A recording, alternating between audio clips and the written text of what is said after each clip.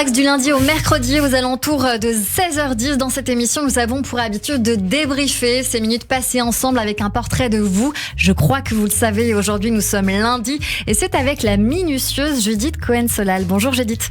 Bonjour Cyrielle, bonjour Yann. C'est Bonjour à vous. Judith. Alors c'est toujours un peu particulier de devoir faire le portrait de quelqu'un à partir de ce qu'il a dit dans une émission quand on le connaît très bien. Alors, c'est vrai. C'est un défi, on va le relever. Car Yann est un ami de longue date. Et d'ailleurs, nous nous sommes rencontrés, je vais le dire quand même, lors d'un voyage en Israël. C'est-à-dire qu'il nous a demandé, à quelques amis et à moi-même, parce qu'on s'était rencontrés par des amis communs, il a dit comme ça, parce que c'est un homme de défi, il relève le défi. Donc il a dit, j'ai jamais été en Israël. Et on lui a dit, mais il faudrait qu'on y aille un jour. Et il a dit, chiche, vous m'amenez. Et donc on est parti en Israël et il a, comme d'habitude, à un rythme effréné, voulu rencontrer beaucoup de gens, des lieux, Yad Vashem, Jérusalem, la vieille ville, enfin tout. Et du coup, c'est un petit peu comme ça, c'est en arpentant les rues que j'ai rencontré Yann Moix. Et ça me rappelle ce qui s'est dit là, parce que la compote de pommes a donné l'occasion à notre chroniqueur de dire que il avalait les choses. C'est vrai que c'est une sensation qu'on a. D'ailleurs, il nous a dit, Yann Moix, que s'il pouvait être magicien, il rajouterait 4 heures à chaque journée pour pouvoir encore plus lire, faire plus de choses, avaler. Parce que c'est vrai qu'il y a un côté hypermnésique, n'est-ce pas, chez Yann. Et c'est formidable parce que il lit. D'habitude, les gens n'ont jamais le temps, n'ont plus le temps de savoir à la fois ce qui se passe dans l'actualité et à la fois avoir lu les livres et puis s'en rappeler et pouvoir vous en parler. Et donc, il sait faire tout ça. Donc ça, c'est magnifique. Et puis, il peut embarquer dans des histoires incroyables, s'embarquer, année zéro. C'est quand même 500 pages, dont une grande partie aussi. Surtout qu'à chaque fois que j'ai un chagrin d'amour, c'est Judith qui éponge. C'est ça qu'il faut dire. On sait toute la vérité maintenant. Vous connaissez vraiment très très bien. Cyrielle a dit que l'amour, c'était très important. 24 heures sur 24 à n'importe quelle heure. Allô Judith, oulala, t'as un problème toi. Comment elle s'appelle? Elle fait quoi? J'arrive, je passe. Mais il est 2h30 du matin, je dis je passe. Alors...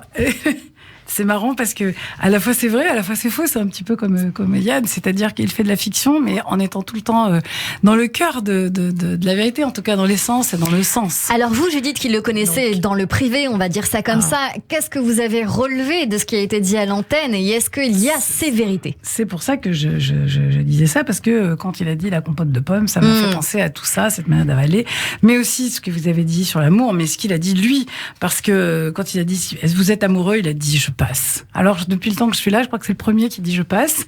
Et là, du coup, ça donne une sensation de cette recherche de vérité qu'il y a chez lui. À la fois, c'est un homme de la fiction, c'est un merveilleux écrivain, vraiment grand écrivain. Et à la fois, il est en recherche de cette vérité. Il dit les choses de manière, on l'a vu dans cette émission. Tout à fait. Il se cache pas, il dit les choses de manière directe. Il a un souci de vérité, de justice, de justification, parfois même. Il est dans la provocation. On l'a vu aussi dans cette émission. Bien sûr. Il peut être dans la provocation, mais quand on le connaît, on sait que il est dans la provocation mais c'est aussi pour se cacher, parce qu'il cache une nature très sensible, susceptible, mais à la fois, c'est quelqu'un comme ça qui peut avoir l'air cassant. On l'a vu un peu ici, et puis dans certaines émissions, mais pourtant c'est quelqu'un de très gentil, il faut le dire, très fidèle en amitié. Ça aussi, il faut le dire. Et puis, je me dis que ici, j'aime toujours parler un peu de la Bible et de chercher des personnages. Alors, d'abord, Moix, on avait cherché, on avait discuté. Et Moix, il y a quelque chose de Moïse, Moïse. Voilà, donc on sait qu'il est toujours à la recherche de ce lien, parce que quand même, on a pu étudier le Talmud avec Yann, et on l'a vu donner un séminaire sur Lévinas pendant 4 jours de suite à des étudiants complètement happés par ce qu'il était en train de dire, et parmi eux, il y avait justement le petit-fils d'Emmanuel Lévinas. Donc voilà, on a envie de raconter tout ça, mais à partir on l'a senti aussi, puisqu'il a parlé un peu de tout ça ici, donc il fait tout en grand, et à la fois, donc, on va parler, il y avait de Moïse, mais il faut parler d'Esther, et parce que Esther, il a écrit peu connu, il a écrit un opuscule sur Esther, et donc c'est quand même Esther, la face cachée, c'est le miracle caché, la face cachée, c'est quelqu'un qui se montre et à la fois se cache. Je crois que c'est ce qui définit le mieux. Il est le plus en avant, le plus dans la provocation, et c'est quelqu'un à la fois de discret, de secret, et c'est sans doute ça qui fait sa force. Voilà. Qu'est-ce que vous en pensez, Yann Moix ? Je considère Judith comme une sœur. Je dis sans embâge, une sœur. Il est dans le sens le plus noble qu'on peut donner à ce mot. C'est quelqu'un qui est toujours là. Et je suis pas facile, contrairement à ce qu'elle dit. Je suis pas toujours facile. J'ai pas dit ça. Mais c'est quelqu'un d'exceptionnel à tous égards, qui m'a beaucoup fait progresser humainement. Et comment vous dire, je suis un peu touché par ce petit portrait. C'est normal. Mais il y a quelque chose de marane aussi chez moi. Vous savez, quand on se cache, on n'en pense pas moins. J'ai beaucoup d'affection pour les maranes. Il paraît que ma famille, j'en sais rien, descendrait des maranes. Il y a des cimetières juifs où il y a Moix, parce que le X, quand il est formé de telle manière, on a l'impression que c'est un S et un E, et le S et le E, en boucle, ça forme un X. C'est vrai que parfois, j'ai fantasmé des racines juives. Est-ce que je les ai ou pas? Je n'en sais rien. J'aimerais bien le savoir, mais tant pis si je ne sais pas. Et puis, c'est vrai que les maranes ont quand même eu un destin inouï, parce que on les a forcés à se convertir. Et une fois qu'ils ont été convertis au christianisme, oui, bien sûr. Une fois qu'ils ont été chrétiens, on aurait pu se dire, bon voilà, d'abord ils continuent à pratiquer leur religion dans la clandestinité, mais on aurait pu se dire que ceux qui les avaient forcés à se convertir allaient les laisser tranquilles. Eh bien non. Quand bien même ils étaient devenus des chrétiens, on les traitait de nouveaux chrétiens et de porcs. C'est-à-dire que ceux-là même qui les avaient contraints, on parlait tout à l'heure de la conversion, venaient quand même leur rappeler à tout moment, pour leur faire subir des sévices supplémentaires, qu'en fait ils n'étaient pas juifs, ils n'étaient pas chrétiens. Vous voyez ce que je veux dire?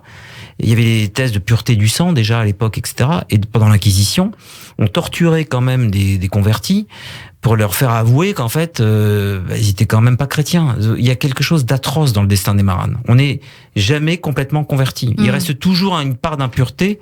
Et celui, quand bien même aurait-il été converti de force, qui est devenu chrétien, un nouveau chrétien, on vient lui rappeler qu'il n'en est quand même pas un. Et là, il y a quelque chose quasiment chez les maranes de juifs au carré, quoi. Il y a un judaïsme au carré. Si vous voyez ce que je veux dire? C'est-à-dire que même assimilé, il ne l'est pas, il reste juif, et en plus, il continue à pratiquer sa foi dans la clandestinité avec le risque que cela comporte. Un petit mot pour terminer, Judith Cohen-Solal. Ah, bah là, c'est difficile. Hein, oui, c'est difficile. C'est une déclaration d'amour, je crois, ce portrait. On est très proches, on est très amis, et ma pudeur m'interdit de dire ce que je pense réellement de deux personnes qui sont Judith Cohen-Solal et John Ayoun, qui m'ont ouvert les portes de l'EJF, à une époque d'ailleurs où ils n'étaient pas forcés de le faire. Il y a toujours une petite méfiance avec les gens qui rôdent autour du judaïsme, de la judaïté. On ne sait jamais pourquoi les gens s'intéressent. Moi, le premier, vous voyez, je suis pas philosémite. Je déteste les philosémites. J'aime pas ça. Vous savez pourquoi? Parce qu'il y a quelque chose qui est symétrique de l'antisémitisme dans le philosémitisme. Pourquoi est-ce qu'on devrait aimer les juifs plus que les autres? C'est douteux. Quand on est juif soi-même, et je comprends bien qu'on soit philosémite, mais quand on ne l'est pas, c'est quand même très étrange, ces gens qui veulent à tout prix s'intéresser en priorité au judaïsme. Moi, je m'en méfie énormément. Alors, comment vous vous définissez, Yann Moix? Comme quelqu'un qui a une curiosité, d'abord qui se sent juif intellectuellement. Ok. Une judéité par le cerveau, parce que je considère, à tort ou à raison, et tant pis c'est ma névrose, que les juifs sont plus intelligents que les autres, mais peut-être que je dis là une ineptie totale. Il y a forcément des barbares, des salopards, des types odieux chez les juifs, et heureusement qu'il y en a, parce que ça permet aux juifs d'être un peuple comme les autres, et je suis heureux de savoir qu'Israël est un pays comme les autres, qui est critiquable comme les autres, qu'on peut ne pas suivre sa politique comme on le fait pour n'importe quel pays. Ce que j'aime, moi, c'est que les Juifs soient considérés comme un peuple normal, avec un pays normal, même si c'est une utopie, parce qu'il y aura toujours des problèmes. Mais ce que j'aime, et c'est pour ça que j'aime pas les philosémites qui pensent qu'il faut leur donner aux Juifs une place différente. Je veux que les Juifs soient à côté de nous, mais comme nous, pas différents. Et c'est pour ça que je n'aime pas le philosémitisme qui les fait être autre chose que ce que eux souhaiteraient être. Et surtout qu'on leur fiche la paix.